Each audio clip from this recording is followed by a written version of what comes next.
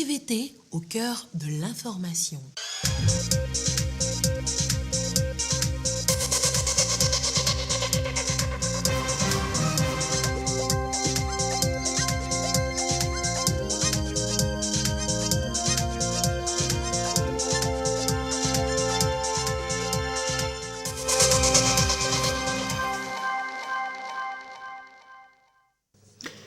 Merci de votre attention, bonsoir à tous. L'actualité ce jeudi, la Banque mondiale consulte toujours les différents acteurs. Et ce jeudi, les députés sont écoutés sur les programmes importants à financer au profit des populations. La séance, le compte rendu en début de journal tout à l'heure. Le PRADEB, le programme d'appui au développement à la base, c'est fini. Durée d'exercice sur le terrain, 7 ans. Qu'est-ce qui a bien pu changer dans la vie des bénéficiaires durant toutes ces années? Document bilan à suivre dans ce journal. Et puis la mode, évoquée aussi ce soir, la mode vue sous l'angle industrie, comment la valoriser dans notre pays. Question au centre des échanges à l'Université de Lomé. La mode dans l'univers universitaire en fin de journal tout à l'heure. Voilà, madame, monsieur, le sommaire, bienvenue. Voici le 20h. Elle consulte encore. La Banque mondiale donne la parole à tout le monde. Et ce jeudi, les députés ont été écoutés sur les programmes importants à financer au profit des populations. L'institution élabore un nouveau cadre de partenariat avec le Togo et c'est sur les 4 prochaines années. Marie-Ange Bida. D'un côté, le groupe de la Banque mondiale, de l'autre, la représentation nationale. Sujet de discussion, le nouveau cadre de partenariat pays 2023-2027. Le document requiert l'avis des députés sur les projets majeurs à exécuter pour le bien des populations. Nous sommes dans une phase de consultation pour notre cadre de partenariat entre le groupe de la Banque mondiale, donc la Banque mondiale, la Société financière internationale et la MIGA, qui est en charge des garanties, pour définir les projets et programmes prioritaires pour maximiser l'impact des financements de la Banque mondiale pour le Togo dans les 4 années à venir. Compte tenu de l'importance et du rôle que l'Assemblée nationale joue dans les institutions du pays, pour réfléchir ensemble quelles sont les priorités, quels sont les investissements qui auront le plus d'impact et sur lesquels la Banque mondiale pourrait apporter des financements. S'ensuit la présentation du document. Les élus du peuple y apportent leur contribution. Elle touche plusieurs points. Sécurité dans la région des savanes, productivité dans le secteur agricole, qualité du secteur éducatif, entre autres. L'Assemblée nationale peut espérer de bons résultats, comme ce fut le cas pour le cadre de partenariat précédent. Je salue à ce stade les résultats satisfaisants auxquels le cadre de partenariat pays 2017-2022 est parvenu. Ces résultats démontrent à suffisance que nous devons poursuivre les efforts collectifs en vue de la pleine réalisation de la vision du président de la République, son Excellence M. Faure Zimna Gnassingbé, celle de bâtir un Togo en paix, une nation moderne avec une croissance économique inclusive et durable. Je saisis donc cette occasion pour lui rendre un hommage mérité pour les orientations de l'action gouvernementale permettant à notre pays de poursuivre sa marche vers un développement harmonieux avec l'accompagnement des différents partenaires, en l'occurrence la Banque mondiale. Cette voie de développement du Togo ne peut se construire sans une planification et une meilleure définition des priorités du pays.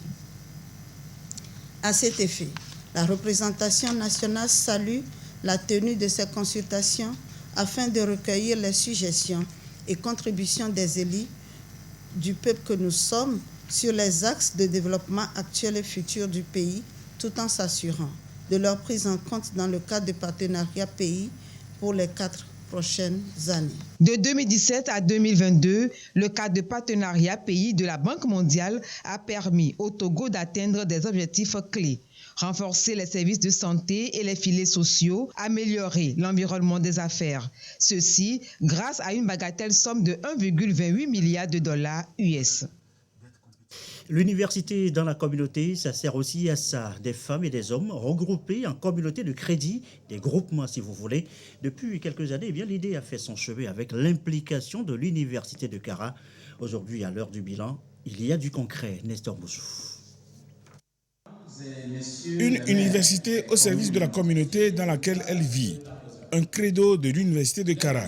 Pour le matérialiser, cette institution a conçu en 2017 un programme dénommé Campus Citoyen. Ce programme, à son tour, a élaboré des projets dont celui de l'inclusion financière et de l'insertion sociale dans les communautés à la base. Projet qui a créé les G2CUK, groupement de crédit communautaire de l'université de Kara. À cette rencontre, il s'agit pour ces groupements de présenter au préfet de la COSA, représentant du pouvoir central, et à la communauté universitaire les résultats auxquels ce projet est parvenu. En termes de résultats, en termes d'effectifs, nous sommes passés de 4 groupements en 2018 à 157 groupements. Et en termes de membres, nous sommes à près de 7000 personnes qui sont impliquées dans ces activités. Et au 31 décembre 2022, lorsque nous avons fait le récapitulatif de toutes les mobilisations financières, nous étions au-delà, légèrement au-delà de 400 millions de francs CFA qui ont été mobilisés pour la seule année 2022. Au cours de cette rencontre, plusieurs membres des groupements de crédit communautaire ont fait des témoignages sur les changements intervenus dans leur vie depuis leur adhésion à l'initiative. J'ai fait aujourd'hui 5 ans dedans. Et dans les 5 ans, par les prêts, aujourd'hui, j'ai ouvert un restaurant et puis poissonnerie. J'encourage tout le monde de rentrer dans 3 clés. Si tu ne mets pas l'argent quelque part pour prendre crédit, tu ne peux pas arriver. Mon mari, après sa mort, a laissé comme héritage quelques bétails. Je me débrouillais, je ne sais pas comment les faire multiplier. Je n'avais même pas de génisse.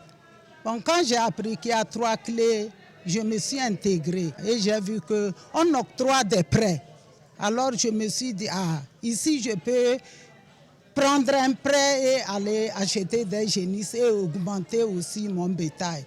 Et c'est ce qui a été fait. Ça fait 4 ans que je suis dedans.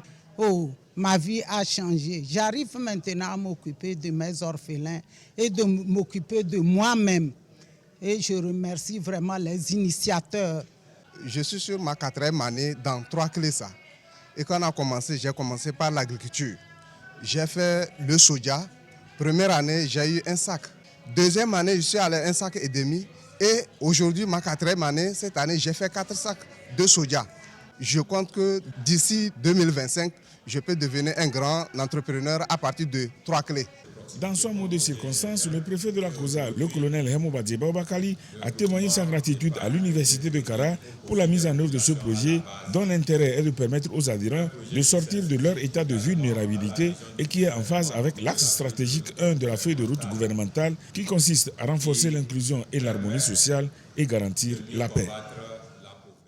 Du concret, tout comme au PRADEB, le projet d'appui au développement à la base, je vous l'annonçais en titre, c'est maintenant clos après 7 ans sur le terrain et des cases bien cochées, formation, emploi jeune, installation de plateformes multifonctionnelles, octroi de crédit.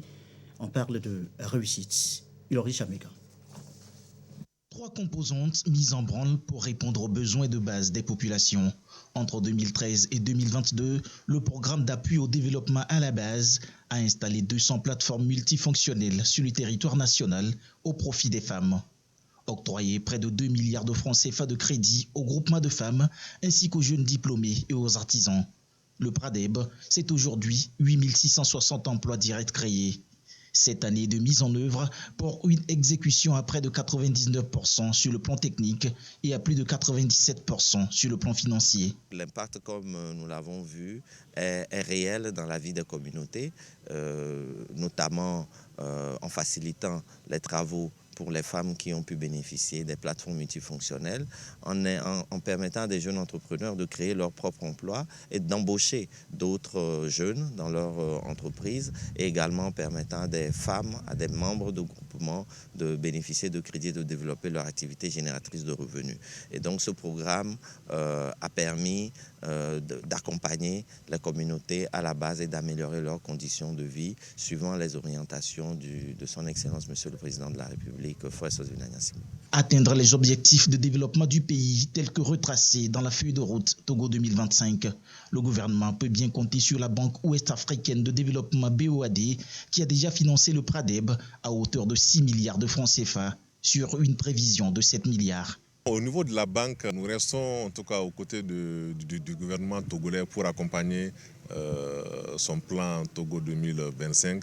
Et dans ce cadre, donc, la BOAD est disposée à poursuivre donc, les efforts du gouvernement togolais donc, dans le cadre d'une éventuelle mise en l'échelle donc, de ce programme d'appui au développement à la base qui a un impact réel sur le terrain. Mettre tout en œuvre pour accomplir la politique d'autonomisation de la femme et contribuer au développement entrepreneurial des jeunes.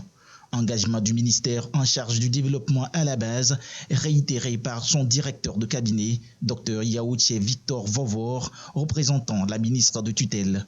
Le PRADEB prend ainsi fin en laissant de belles empreintes. Rien de plus normal que d'honorer à travers ces reconnaissances les acteurs à la base pour l'efficacité de leurs interventions. En préparation, une immersion dans le quotidien des populations bénéficiaires, le PRADEB dans leur vie de cette année écoulée. Qu'est-ce qui a bien pu changer? Nous sommes allés au plus près des bénéficiaires à Dapan, Tanjouer ou encore à Madarome et à Lomé. Un reportage, je vous le disais, en préparation. Faire plus pour l'économie bleue dans notre pays, définir les priorités, tracer les axes. Eh bien, un plan national de promotion est à l'étude. Chacun apporte sa touche. À l'ordre du jour, ce jeudi, les ministères environnement et économie numérique. Les précisions avec Issa Karouna. Et côtiers ainsi que les rivages, les berges, les lacs, les cours d'eau et les zones humides disposent de richesses en ressources naturelles.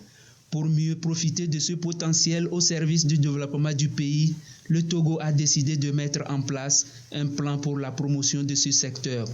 Après son élaboration, le document est ici soumis à l'approbation des techniciens et experts. Ça a été un plan qui a été élaboré par un comité technique qui est mis en place. Et ce comité a présenté le plan à un comité technique plus élargi qui impliquait l'ensemble des acteurs et la société civile. Les acteurs au niveau local ont également apprécié le document, ont contribué et ont essayé de s'approprier de ce document-là en y intégrant les actions spécifiques de chaque région qui peuvent amener à ce que la région puisse développer effectivement le secteur de l'économie bleue. C'est un document cadre qui comporte 3 axes. Une fois validé, il va contribuer à une exploitation saine et durable du secteur de l'économie bleue au Togo. Le premier axe concerne la gouvernance. Comment améliorer la gouvernance du secteur de l'économie bleue afin que les partenaires techniques et financiers, les partenaires privés puissent être amenés ou bien puissent être attirés par les opportunités qu'offre le développement de l'économie bleue. Donc il s'agit d'un cadre réglementaire, d'un cadre législatif et d'un cadre de constitution des acteurs qui puissent favoriser que le secteur de l'économie bleue puisse être développé de façon transparente. Et le deuxième axe concerne le développement de l'économie bleue. Donc là, il s'agit des investissements clés qu'il faut consentir pour développer l'économie bleue, de pouvoir devenir un levier pour l'économie nationale. Le troisième axe, c'est l'axe lié au changement climatique. Comment nous pouvons lutter efficacement contre les changements climatiques pour que les efforts investis dans l'axe 2 ne soient pas anéantis par les risques climatiques. 2 jours durant, les acteurs et experts apporteront leur contribution pour faire de ce document un instrument pratique au service du développement économique et social du pays. Il est 20h14 à l'étranger. En bref, en France, la mobilisation contre la réforme de la retraite en perte de régime. En tout cas, ce jeudi, pour la 5e journée de mobilisation, eh bien, les manifestants sont moins nombreux à Paris et dans les autres villes de France. Dans les transports, les perturbations sont aussi nettement moins fortes. Turquie, séisme et l'histoire de cet homme, pas membre d'une association ni d'une ONG. Il quitte tout seul la France pour porter secours à ses proches. Belle expression de solidarité. Regardez ce reportage TF1. Pas de casquette d'ONG, il est venu en son nom. Olivier, faites une chaîne. entrepreneur franco-turc de région parisienne. Un chauffage au bois. Il faut se réchauffer dans les tentes. 60 poils au total grâce à des dons. Impensable de rester loin. La situation, elle est dure, très dure. C'est ça qui m'attriste, parce que c'est nos terres, c'est notre ville, c'est là où j'ai grandi, c'est là où mon père a grandi, mes grands-parents. La région de Kahramanmaraş, l'épicentre du séisme. Ça fait maintenant 8 jours, les chances de retrouver des survivants s'amenuisent. Alors vous le voyez partout, les recherches sont à l'arrêt. Eux sont arrivés avant les secours. Mehmet et Cem, les cousins d'Olivier. Un aller simple depuis la France pour creuser, espérer sortir les leurs de ces décombres. Ici, il y avait 2 vieux, 2 personnes âgées. Et ils étaient tellement serrés que c'était impossible de les détacher. Impossible. Ils se sont serrés, ils ont vu le tremblement de terre, ils se sont serrés les uns contre les autres. C'était impossible de les détacher.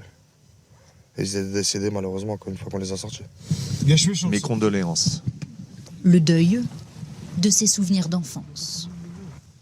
Il n'y a plus rien, on va regarder, il n'y a plus rien. Il nous conduit chez sa grande-tante. Vite, récupérer les œufs. À chaque pas, la maison tangue. Tout est cassé. J'ai nulle part où aller. Pas assez de tentes pour tous. C'est la prochaine mission des cousins.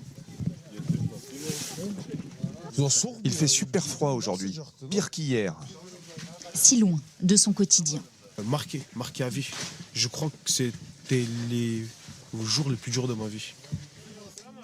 La moitié des habitants a déjà quitté le village. Voilà, le bilan qui s'alourdit de jour en jour, plus de 60 000 morts annoncés maintenant. Ce rappel dans le reste de l'actualité samedi dernier, là nous sommes de retour chez nous, samedi dernier, 11 février, c'était la journée des femmes et des filles de sciences, événement marqué chez nous par un grand rassemblement des élèves et étudiants des établissements et filières de sciences. À l'occasion, des tables bancs ont été remis avec en filigrane ce message: améliorer la qualité de l'enseignement au Togo. Le compte rendu, Esther Diato, Carmen Madjé, à Capo. Femmes et filles de sciences, eh bien, on en trouve au Togo. Joséphine, élève en classe de première à série C. Dans une expérience chimique, elle démontre son savoir-faire. Je prends le sel, on le met dans un tube à essai. On ajoute de l'eau distillée. Dans cette eau, il n'y a pas la présence des sels minéraux. On a dit qu'à présence des ions chlorure, si on ajoute du nitrate d'argent, il y a précipité blanc qui noircit à la lumière. Donc ici, on va ajouter du nitrate d'argent pour voir s'il y a présence des sels et des ions chlorure dans la solution.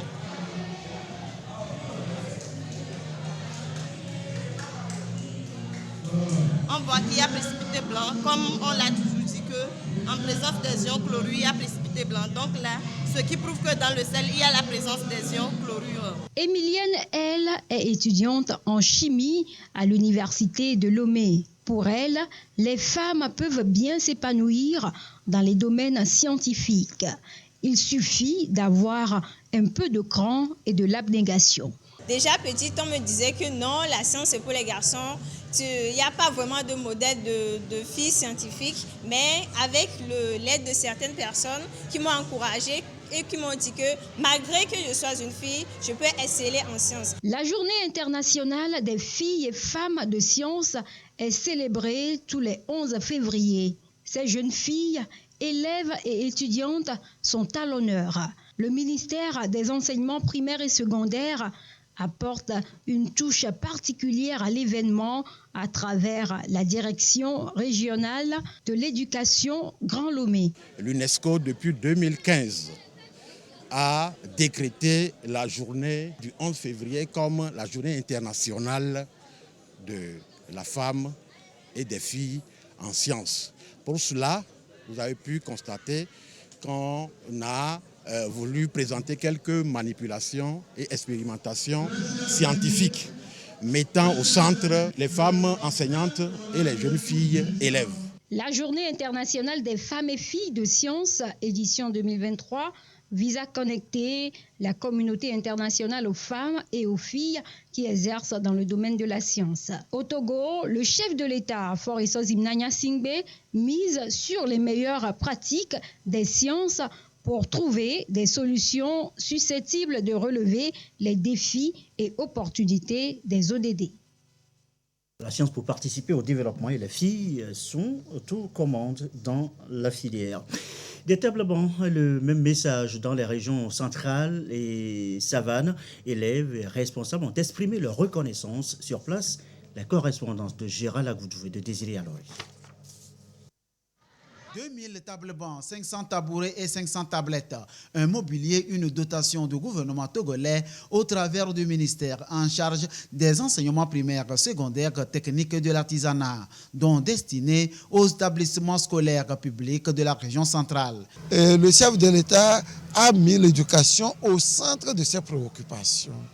Pour le président de la République, désormais on aura une éducation de qualité. Et pour pouvoir avoir cette éducation de qualité, il faut quand même offrir de bonnes conditions aux apprenants. C'est ce qu'il ne cesse de faire chaque année.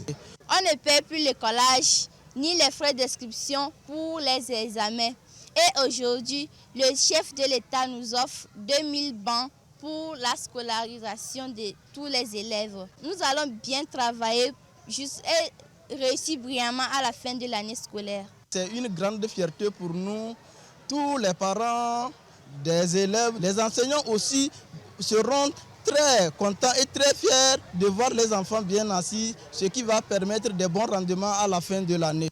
La dotation sera repartie dans les 5 préfectures de la région centrale. Les conditions d'apprentissage en milieu scolaire se renforcent conformément au projet P9 de la feuille de route Togo 2025.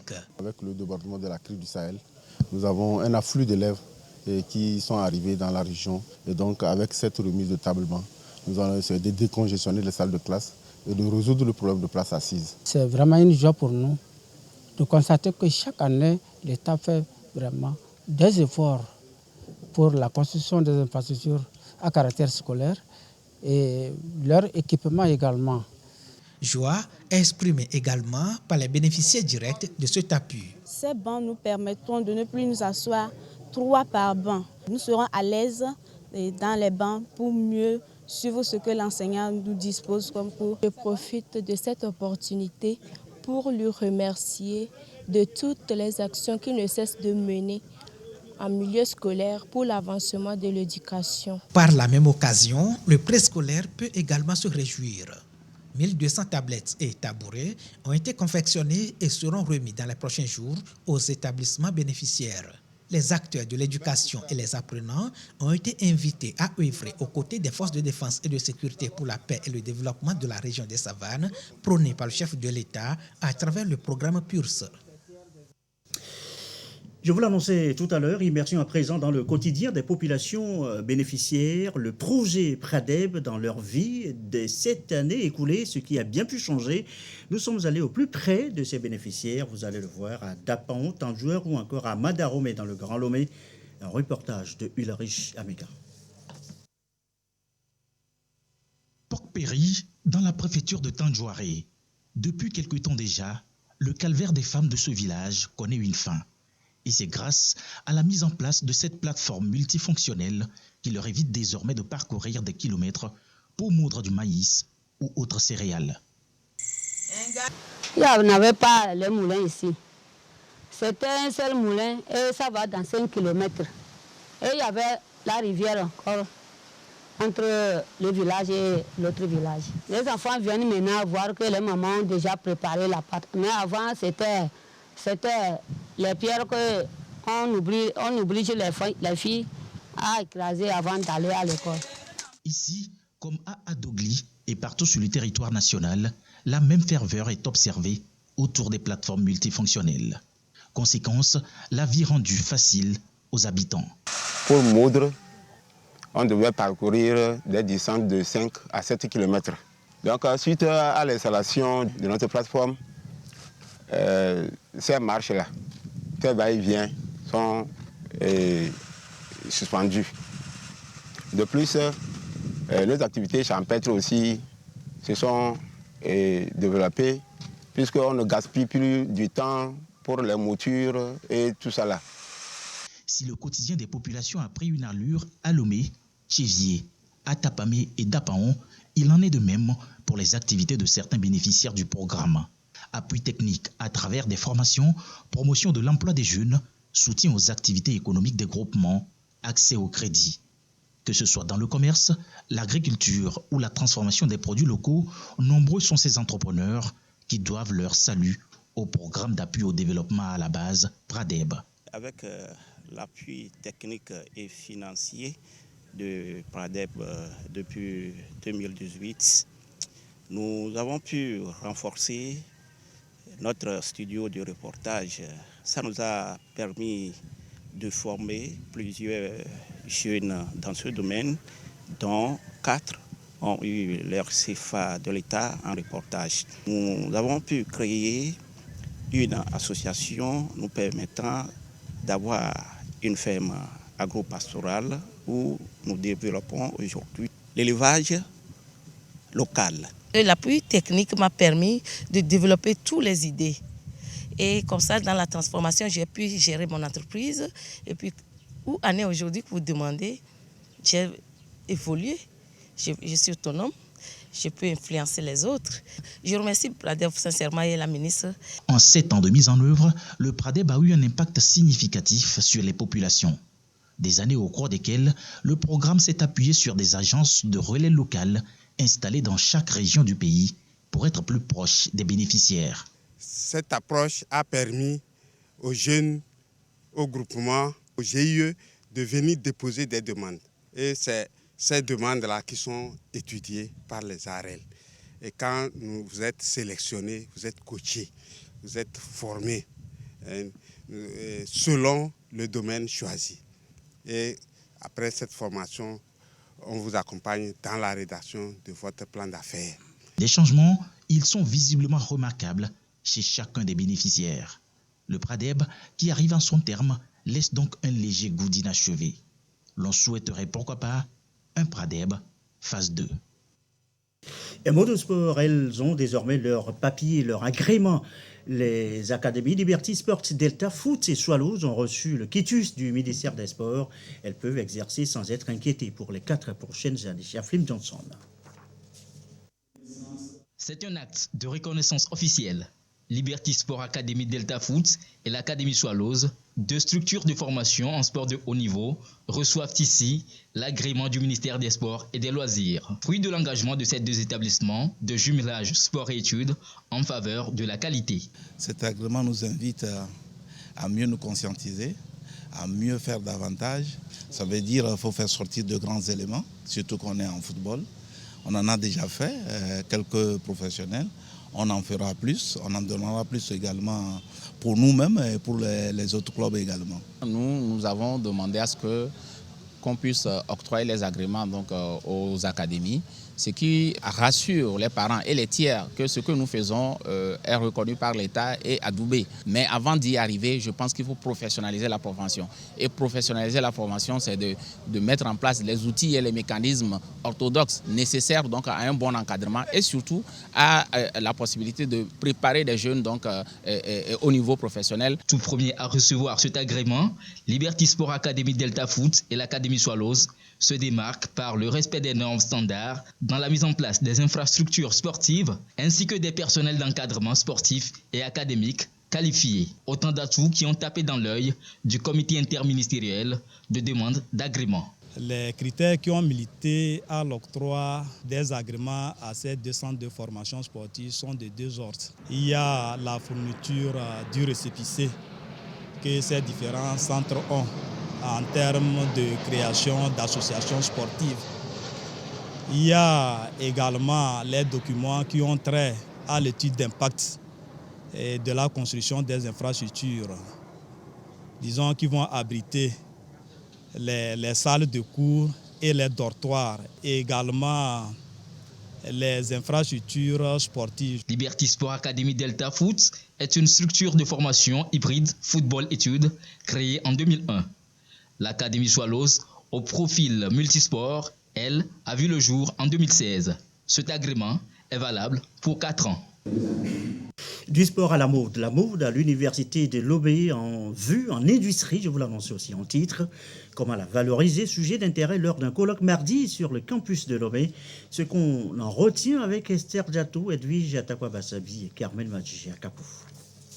Deuxième édition, le Togocom FIMO 228 veut mettre en lumière tout le travail qui est fait pour l'évolution de la mode au Togo et avec en toile de fond un engagement social pour la protection de l'environnement.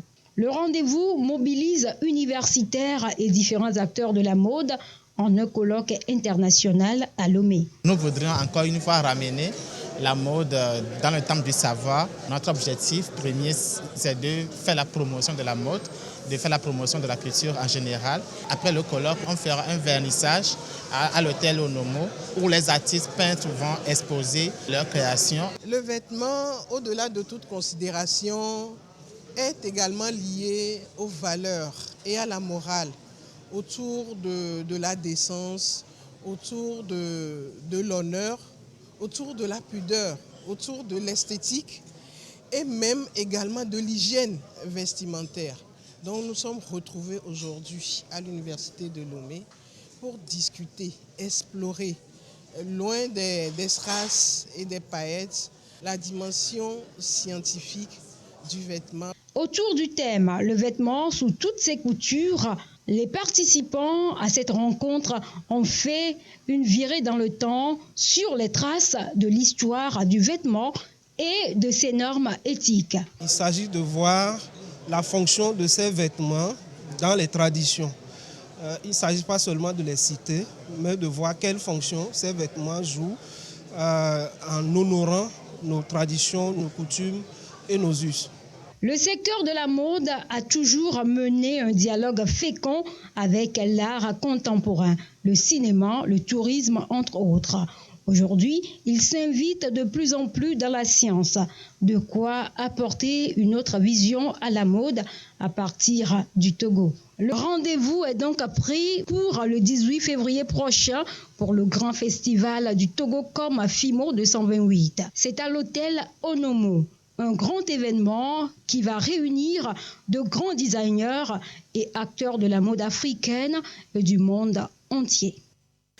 Rendez-vous bien noté, ce communiqué de la HAC avant de refermer cette édition du soir. Communiqué de la HAC, donc le président de la Haute Autorité de l'Audiovisuel et de la Communication porte à la connaissance des promoteurs des sociétés de presse, des organisations et associations professionnelles de la presse et de la population en général que conformément aux dispositions des articles 17, 18, 19, 68, 69 et 97 de la loi numéro 2020-001 du 7 janvier 2020 relative au Code de la presse et de la communication en République togolaise, les organes de presse écrits et en ligne, dont la liste dont vous pourriez consulter la liste dans Togo Presse, sont déclarés à la Haute Autorité de l'Audiovisuel et de la Communication et jouissent donc d'une existence légale à la date du 31 janvier 2023. Pour tous les autres organes de presse ne figurant pas sur cette liste, les récépissés de déclaration de parution ou les autorisations de création et d'exploitation préalablement délivrées par la HAC sont désormais caduques. En conséquence, et n'ayant plus d'existence légale, ils sont invités à cesser de paraître jusqu'à la régularisation de leur situation. La liste de ces organes peut être consultée dans le quotidien national Togo Presse, communiqué signé du président de la HAC. Et ceci referme ce journal. Merci à vous qui nous suivez ce soir de partout, à Sada, dans l'Ogou, à Ouagadougou, au Burkina Faso. Et comme d'habitude et toujours, fidèlement, très belle soirée chez vous.